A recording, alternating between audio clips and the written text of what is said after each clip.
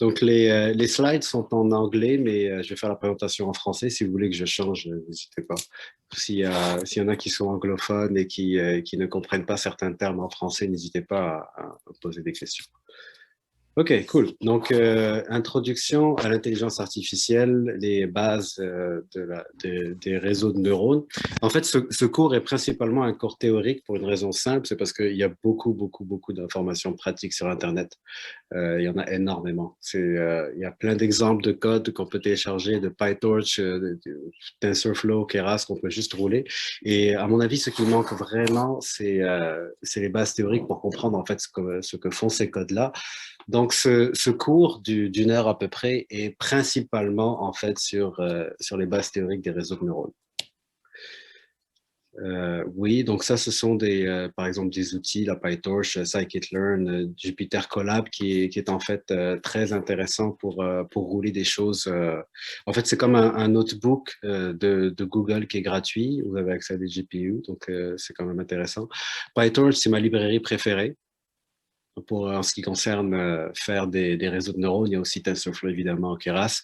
Scikit-learn, on n'en parle pas assez, à mon avis, c'est une librairie extrêmement importante parce que non seulement elle contient plein d'algorithmes comme par exemple des réseaux de neurones multilayer perceptron qui sont déjà implémentés et qui sont vraiment faciles à rouler, mais c'est aussi la librairie que j'utilise tous les jours pour le pre-processing, par exemple, tout ce qui est PCA, etc. Encoder les différentes classes et tout est fait avec Scikit-learn. Donc, on parle beaucoup de PyTorch, on parle beaucoup de TensorFlow, mais dans la vraie vie, en fait, j'utilise plus Scikit-learn que Keras ou PyTorch. Seaborn, c'est pour la visualisation et bien sûr, il y a les GPU NVIDIA.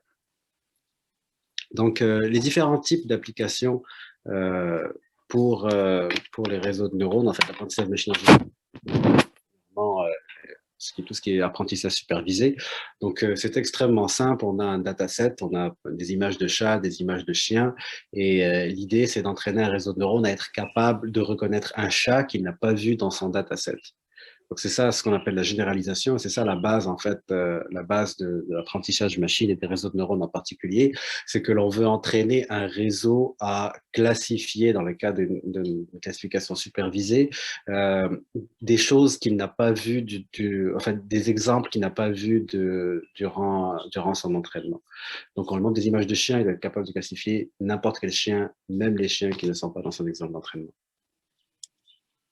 Ensuite, notre type d'application qui est la régression. Donc, la régression, c'est très simple. On a une fonction qu'on ne connaît pas et qui est la fonction en pointillé ici, et pour laquelle on a juste certains exemples. Les points verts ici, pour un certain X, on a un certain Y. Et donc, l'idée, c'est d'arriver à partir de ces points verts, de deviner quelle est la fonction sous-jacente. Et si on arrive à faire ça, évidemment, si on arrive à la deviner avec une bonne précision, et bien pour n'importe quel X, on peut sortir une valeur de Y qui est correcte ou proche de la réalité. Donc, ça, c'est ce qu'on appelle la régression.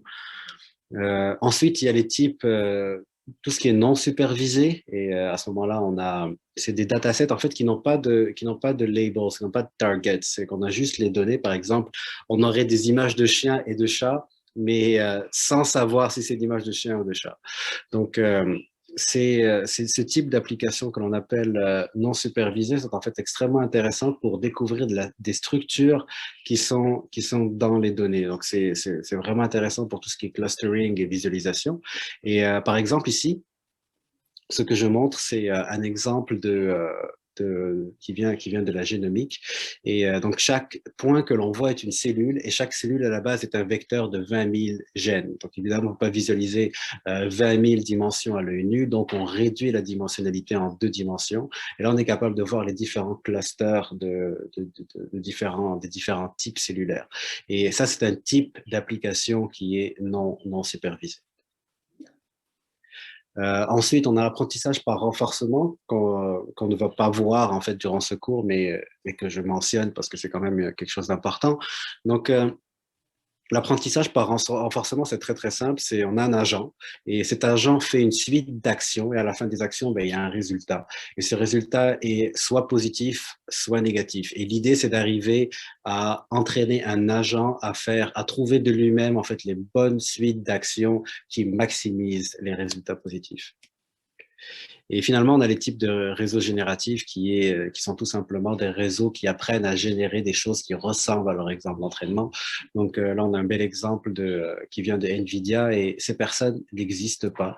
En fait, ce sont deux photos qui ont été générées par un réseau de neurones qu'on appelle un Generative Adversarial Network. Et ces types de réseaux sont en ce moment l'état de l'art en ce qui concerne les réseaux génératifs.